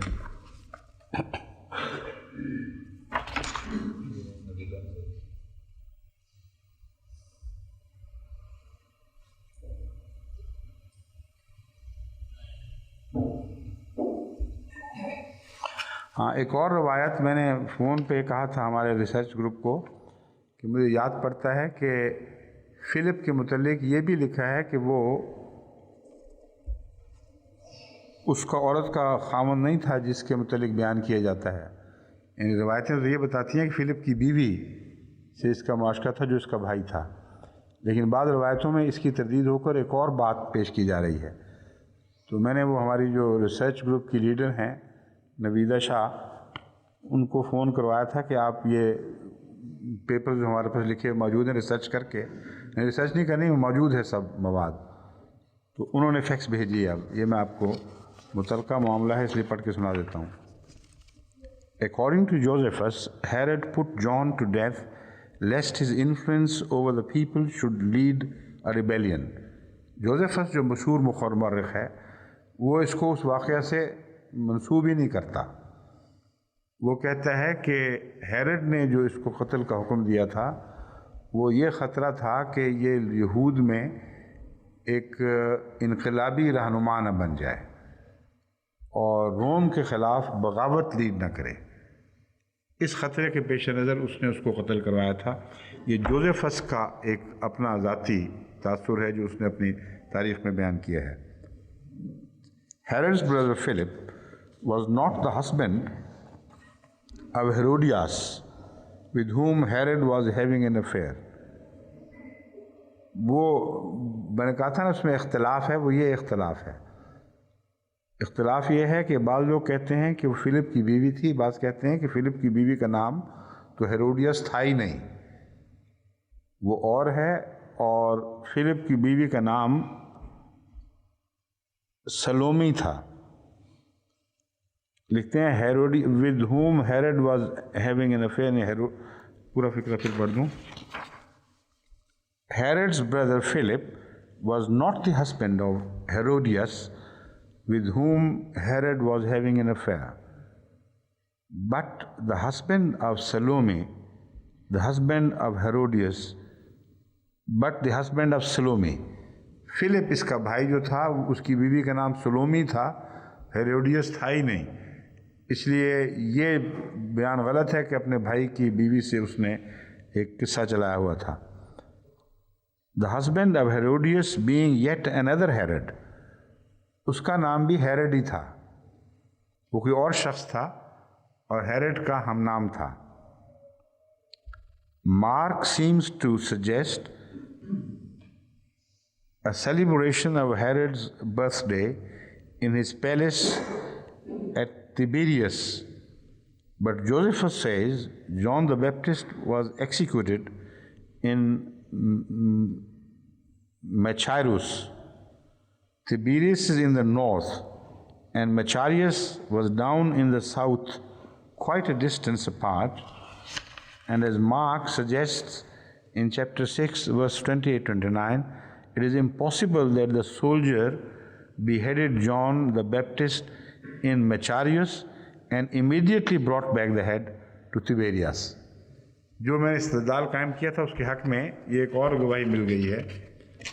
یہ محقق جوزیفس جو ہے ہسٹورین، وہ خود اس تحقیق میں اس خیال کو رد کر رہا ہے کہ یہ ناممکن ہے کہ جس قلعے میں حضرت یحییٰ کو قید کیا گیا تھا وہاں سے وہ برتھ ڈے پارٹی کا فاصلہ اتنا زیادہ ہے جو شمال میں منائی جا رہی تھی، اور اس قلعے کا یہ نام تھا۔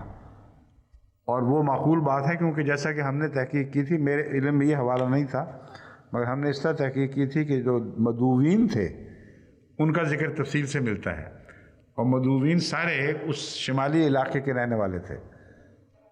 ان کو کہاں سے اٹھا کر سب کو ڈیرا ڈنڈا لاد کر وہ اس سے سرحدی قلعے میں لے گئے برتھ ڈے منانے کے لیے، جبکہ پتہ بھی نہیں تھا کہ اس اور لڑکی نے یحییٰ کے سر کا مطالبہ بھی کرنا ہے۔ تو بالکل غلط اور ناقابل قبول ہے۔ یہی بات بنتی ہے کہ برتھ ڈے پارٹی شمال میں منائی جا رہی تھی، حضرت یحییٰ جنوب میں کہیں تھے اور سرحدی قلعہ میں تھے۔ اس نے ان کو پیغام بھیج دیا ہے اور کہہ دیا کہ ہاں دیکھو یہ ہو گیا، ہوا کہ نہیں اس کا ہمیں کچھ پتہ نہیں، یہ تحقیق سے پتہ چلے گا، کیونکہ حضرت یحییٰ کی نعش کا دریافت ہونا، ان کو سپرد کرنا، اس کا کوئی ذکر نہیں ملتا، لیکن ایک قبر بیان کی جاتی ہے۔ تو یہ ساری چیزیں تحقیق طلب ہیں جو انشاءاللہ جب تحقیق ہوگی تو میں آپ کے سامنے رکھوں گا۔ یہ ریسرچ گروپ کو دے دیں واپس رکھنے کے لیے۔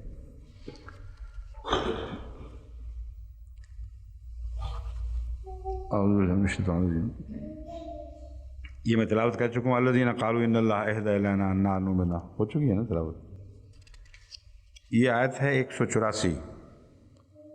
الذین قالوا ان اللہ عہد الینا الا نؤمن لرسول حتی یاتینا بقربان تاکلہ النار قل قد جاءکم رسل من قبلی بالبینات وبالذی قلتم فلم قتلتموہم ان کنتم صادقین۔ کا ترجمہ یہ ہے کہ وہ لوگ جنہوں نے کہا کہ یقیناً اللہ نے ہم سے عہد لے رکھا ہے، یعنی یہود، رسول اللہ علیہ وسلم کو مخاطب کر کے یہ کہتے تھے کہ یقیناً اللہ نے ہم سے یہ عہد لے رکھا ہے کہ ہم کسی رسول پر ایمان نہ لائیں یہاں تک کہ وہ ایسی قربانی پیش کرے جسے آگ کھا جائے۔ قل قد جاءکم رسل من قبلی، تو کہہ دے کہ اس سے پہلے تمہارے پاس رسول آئے ہیں، مجھ سے پہلے رسول آئے ہیں کھلے کھلے نشان لے کر۔ وَبِالَّذِي قُلْتُمْ، اور جو تم نے کہا وہ بھی لے کر آئے۔ فَلِمَا قَتَلْتُمُوهُمْ إِن كُنتُمْ صَادِقِينَ، تو پھر تم نے ان کی مخالفتیں کیوں کی، ان کو کیوں تسلیم نہیں کیا اور ان سے کیوں عزت و احترام سے پیش نہیں آئے۔ قتل کا معنی یہ سارا ہے، یا ان کی قتل کی کوششیں کیوں کی۔ یہ جو مضمون ہے اس پر ہم رفتہ رفتہ آگے بڑھیں گے، لیکن میں خلاصتاً آپ کو یہ بتا دوں کہ اس پر ویری نے اور بعض مستشرقین نے حضرت صلی اللہ علیہ وآلہ وسلم کے خلاف بہت ہی حرزہ سرائی کی ہے، تمسخر سے کام لیا ہے، اور کہا کہ دیکھو سیدھی سادھی کھلی کھلی بات وہ کہتے تھے کہ ہماری کتابوں میں لکھا ہوا ہے تم نے کسی رسول پر ایمان نہیں لانا جب تک وہ سوختنی قربانی کا موضع پیش نہ کرے، تو کس طرح ٹال دیا ہے۔ اور آگے جا کر اگلی ایک آیت کی ضمن میں وہ کہتا ہے کہ موضع تھا ہی کوئی نہیں، فرضی باتیں ہیں محض، اور اس کے مقابل پر ہمارے نبی نے، ہمارے خدا کے بیٹے نے دیکھو کیسے کیسے عظیم شان موجزے دکھائے ہیں۔ اس حصے کو میں بعد میں اس آیت میں زیر بحث لاؤں گا۔ اس حصے کو اس آیت کے نیچے لایا ہوں کہ سوختنی قربانی کیا تھی، لیکن ابھی اس وقت تو صرف اتنا وقت ہے کہ میں آپ کو لغت کے حوالے سے اہم لفظوں کا ترجمہ بتا دوں۔ قربان لفظ جو ہے وہ قرب سے نکلا ہے، قربا یقرب و قربن و قربانن، نزدیک ہوا کوئی شخص، قربا من ہو اس کے نزدیک ہوا، قربا نزدیک ہوا، یعنی قربا میں بھی نزدیک کیا کی بجائے ہوا لکھا ہوا ہے، حالانکہ قربا کا میں نے تو نزدیک کرنا بھی ہوتا ہے، کیوں جی؟ یقرب صاف قرآن کریم میں لکھا ہوا ہے کہ اللہ تعالیٰ کا قریب کرنا، تو یہ غلطی سے لکھا گیا ہے۔ قربا کا مطلب ہے قریب کیا یا قریب کر دیا، کسی اور کو قریب کر دیا۔ قولہ لا تقربا هذه الشجرۃ میں اس درخت کے قریب نہ جاؤ، یعنی آدم اور حوا سے کہا تھا، یہی قرب ہے۔ لا تقربوا مال الیتیم، یتیم کے مال کے قریب بھی نہ پٹکو، باوجود اس کے کہ اس کے مال پر تصرف کا تمہیں تصرف نہیں، اس کا سنبھالنا اور اس کی نگرانی کرنا تمہارا ہے، بس قریب سے مراد جسمانی قرب مراد نہیں ہے، بلکہ کھانے کی نیت سے اس کے کناروں تک کو بھی استعمال نہ کرو، ناجائز استعمال کے لحاظ سے۔ قربان جمع قرابین، قربان کی جمع قرابین ہے، اللہ تعالیٰ کے قریب ہونے کا ذریعہ، بس یہاں قربان کا معنی ہے ذریعہ قربت، جس کے ذریعے سے قربت حاصل کی جائے۔ عرف عام میں قربانی کے جانور کو قربان کہا جاتا ہے، جیسا کہ فرمایا اذ قربا قربانن، یعنی جب ان دونوں نے ایک قربانی پیش کی، یعنی حضرت آدم کے بیٹوں نے، دو بیٹوں نے قربانی پیش کی، ایک نے نیک نیت اور پاکیزگی سے پیش کی، ایک نے اپنی نفس کی خاطر پیش کی تھی، ایک کی رد ہو گئی، ایک کی قبول ہو گئی۔ تو قربانن کا لفظ وہاں قرآن کریم میں ان معنوں میں استعمال ہوا ہے۔ قربانن آلیہ، معبودوں کے قریب ہونے کا ذریعہ۔ بانا کا مطلب ہے بانا وستبانا و تبینہ وقد بینتہ، قال اللہ سبحانہ وقد تبین لکم من مساکنہم وتبین لکم کیف فعلنا بہم۔ یہاں دراصل بیان کا مطلب ہے کھول دینا اور ایک چیز کو دوسرے سے جدا کر دینا۔ یہ ساری لغوی بحث پڑھنے کی یہاں ضرورت نہیں ہے، لمبی بحث ہے، لیکن حاصل مطلب یہی ہے کہ ایک چیز کو کھول کر دوسری سے الگ کر دینا، یہ دراصل بیان کا مطلب ہے۔ ان دونوں کے مابین ہم جب کہتے ہیں نا، دونوں کے درمیان، تو وہ ایک معاملہ کو الگ کر دیں، دوسرے کو الگ کر دیں، یہ تبیین کہلاتی ہے۔ اور قرآن کریم نے بینات کا لفظ کثرت سے استعمال فرمایا ہے، جس کا مطلب ہے اندھیروں اور روشنی میں تمیز کرنے والا۔ قرآن کریم نے لفظ بیان فرمایا ہے، خلق الانسان علمہ البیان، اللہ نے انسان کو پیدا فرمایا اور اسے بیان عطا کیا۔ تو یہاں بیان مافی الضمیر کو کھول کر بیان ظاہر کر دینے کی طاقت کا نام ہے، اور یہ بیان جو ہے یہ حیوانی زندگی کے مقابل پر ہے۔ حیوان جتنے بھی ہیں ان کو بیان کی طاقت نہیں، پہلی مرتبہ انسان کو بیان کی طاقت عطا ہوئی ہے، اور بیان میں کوئی تدریجی ترقی ایولوشنری ثابت نہیں ہے۔ معمولی اگر ہے تو اتنی معمولی کہ اس کو آپ یہ نہیں کہہ سکتے کہ شمپینزی یا دوسری ذات گوریلا کی جو بھی مسنگ لنک تھا ان کے درمیان، اس سے اور انسان کے درمیان، اس کو اتنا طاقت ہو چکی تھی کہ چھوٹی موٹی عام زبانیں بولتا تھا، کروڈ تھی، گرامر نہیں تھی، مگر بولتا تھا۔ مگر قرآن کریم کا بیان دیکھیں کتنا حیرت انگیز ہے کہ انسان کو بیان عطا کیا، حیوان کو بیان نہیں عطا کیا، اور جس کو بیان نہیں عطا کیا اس کو وہ आला सौत ही अता नहीं फरमाया, वो तमाम आज़ाद जो आला सौत को मुतहर्रिक करने और उन तक दिमाग के पैगाम पहुँचाने में काम करते हैं, उन सब आलात से उसको महरूम रखा है पहली ज़िंदगी को।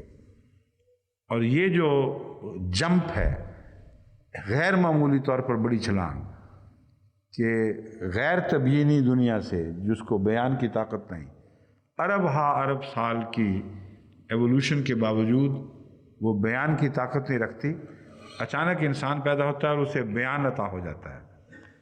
तो इसका कोई हल उन उसूलों से नज़र नहीं आ सकता, मुमकिन ही नहीं है जो इर्तिक़ा के असूल हैं। इंसान में अचानक एक हैरत अंगेज़ तब्दीली पैदा हुई है, इसीलिए अल्लाह ताला इसे खल्क़ आखिर करार देता है, गोया कि एक नई खिलकत वजूद में आ गई है।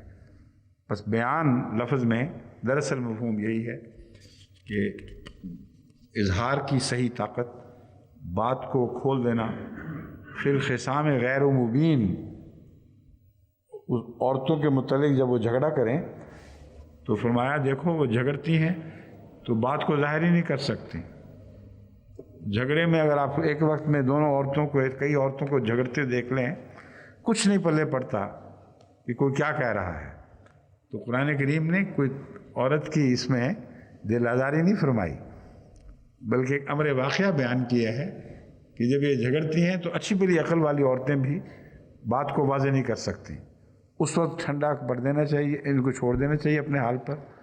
जब ज़रा ठंडी पड़ जाए तो फिर आराम से बात पता करोगे तो मालूम हो जाएगी, लेकिन लड़ाई की हालत में कोशिश भी ना करना।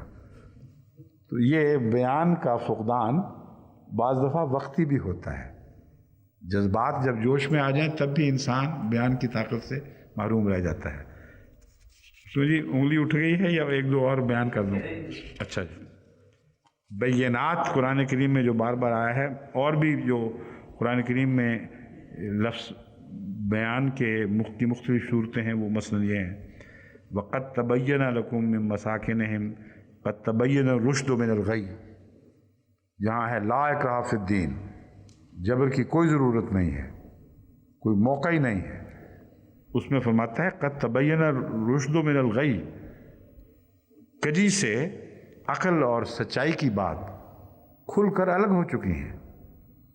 जिस कुरान ने खरे खोटे को इस तरह खोल कर अलग कर दिया जैसे रात और दिन में तमीज़ कर दी हो, उसके लिए तलवार की क्या ज़रूरत है कि मानो कि ये दिन है और अंधेरे के वक्त ले जाओ उसको घसीट के और मैं कत्ल कर दूंगा वरना कहो कि ये अंधेरा है। ये जहलाना बात है, इसकी ज़रूरत ही कोई नहीं। वक़द बय्यना लकुमुल आयात, हमने तुम्हारे लिए आयात को खोल कर अलग अलग उनको निथार कर पेश किया है। फ़ीह आयातुम बय्यनात, इसमें भी वही बय्यना है, बले तस्तबीन सबीलुल मुजरिमीन, ताकि मुजरिमों की राह खुल कर अलग हो जाए और पहचानी जाए कि ये मुजरिम लोग इस तरह किया करते थे। नज़ीरुम मुबीन, खुदा के डराने वाले खोल खोल कर डराते हैं, कोई ढकी छुपी बात नहीं रखा करते। अलबय्यना वाज़े दलील को कहते हैं, खा वो अक़ली हो या हिस्सी हो।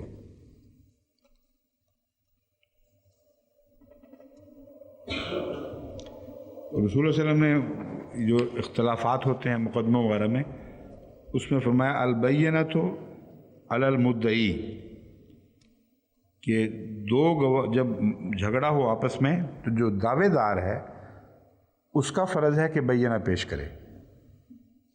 जिसके ख़िलाफ़ दावा है उसका काम नहीं है कि वो अपने दिफा में कोई बात पेश करे, जब तक उसके ख़िलाफ़ कोई बात साबित ना हो वो जवाबदेह ही नहीं है। इस असूल के ताबे फ़ाशा के मज़मून को समझना चाहिए। बाज़ दफ़ा बाज़ जगहों में किसी के ख़िलाफ़ फ़ाशा का इल्ज़ाम लगता है, गलत इल्ज़ाम।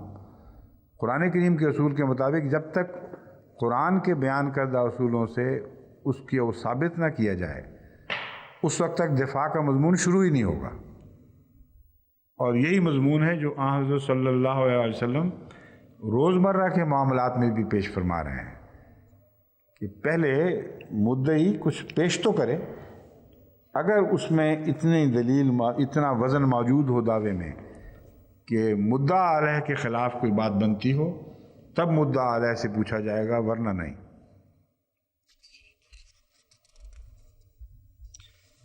والیمین علی من انکرا، اور جو انکار کرتا ہے اس پر قسم آتی ہے۔ پھر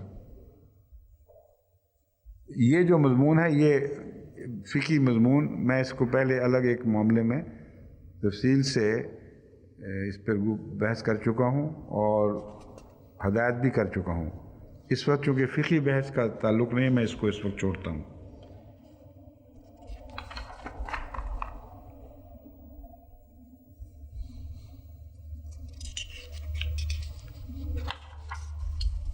بہت سی قسمیں لکھی ہیں علامہ راغب نے کہ حالی بھی ہوتی ہے قسم بیان کی، اور یہ بھی وہ بھی، اس میں تفصیل میں جانے کی ضرورت نہیں۔ جو چند مثالیں میں نے قرآن کریم سے پیش کی ہیں وہی کافی ہیں۔ اب میں تفسیر میں انشاءاللہ کل داخل ہوں گا۔ اس وقت جو اہم مشکل الفاظ تھے ان کی بحث کر لی ہے، کل انشاءاللہ درس میں اسی آیت کی تفسیر سے بات شروع کریں گے۔